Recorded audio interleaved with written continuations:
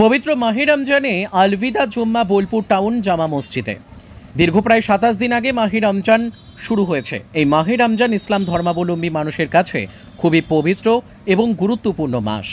এই মাসে মুসলিম সম্প্রদায়ের মানুষেরা সিয়াম সাধনা করেন, অর্থাৎ রোজা রাখেন। সূর্য উদয় থেকে সূর্যাস্ত পর্যন্ত রোজা রাখে, কোনো কিছু খাদ্যদ্রব্য পান না করে।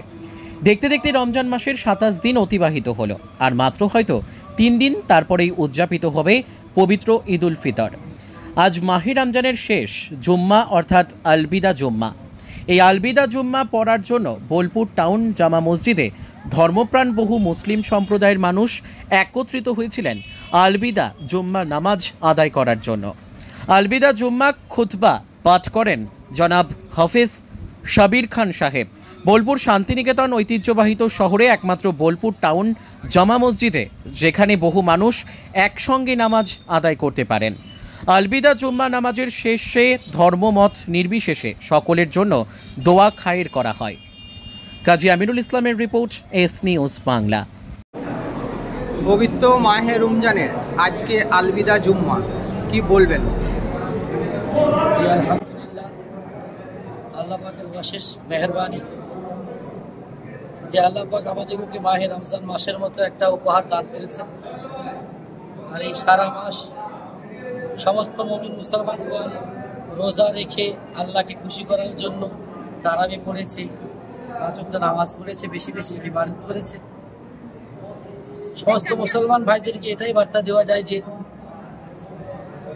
আল্লাহ পাক যেন আমাদের সকলকে রমজান মাসে আমরা যেভাবে ইবাদত করতে পেরেছি, বাকি অন্যান্য মাসের জন্য আমরা এইভাবে ইবাদত করতে পারি। এবং যুবক ভাইদের উদ্দেশ্যে বলি, দেখেন ভাইয়েরা, রমজানের পরে পরে ঈদ উল ফিতরের পরে পরে এদিকে ওদিকে ছড়িয়ে না পড়ে অবশ্যই চেষ্টা করবেন যেন নামাজ এবং কিছুটা অবশ্যই তাসবিহ তাহলিল করা, ইবাদতের মধ্যে থাকা এবং জুবানকে হিফাজত করা, চোখকে হিফাজত করা। যেইভাবে আমরা রমজান মাসে জুবানের হিফাজত করেছি, চোখের হিফাজত করেছি, কানের হিফাজত করেছি, আল্লাহ পাক যেন সেইভাবেই আমাদেরকে রমজানের বাইরেও সমস্ত অঙ্গের হিফাজত করাই। আল্লাহুম্মা আমিন। আপনার নামও পরিচয়? আমার নাম হচ্ছে মোহাম্মদ বাহাউদ্দিন শেখ। আলহামদুলিল্লাহ হামদান কাসীরান দায়িমান মুবারাকান নাহমাদুহু ওয়া নাস্তাঈনুহু ওয়া নাশকুরুহু ওয়া على جميع آلائه وهو الواحد الصمد القديم القيوم الرحمن الرحيم.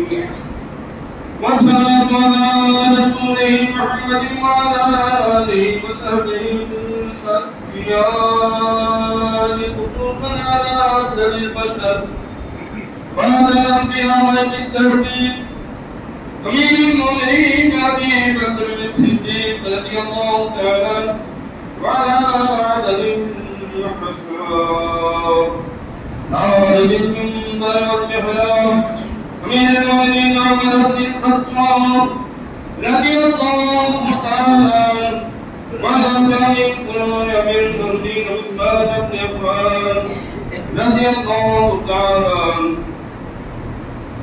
وعلى أسد الله الغالب ومكتوبة الأكمال أمير المؤمنين علي بن أبي طالب رضي الله تعالى وعلى الإمامين سيدين الشهيدين سيد شباب أهل الجنة في الجنة أبي محمد بن حسن وأبي عبد الله بن حسين رضي الله تعالى عنهما وعلى أمهما سيد النساء فاطمة الزهراء رضي الله تعالى عنها وعلى من شرفين بين الناس حميدة والعباس رضوان الله تعالى عليهم أجمعين.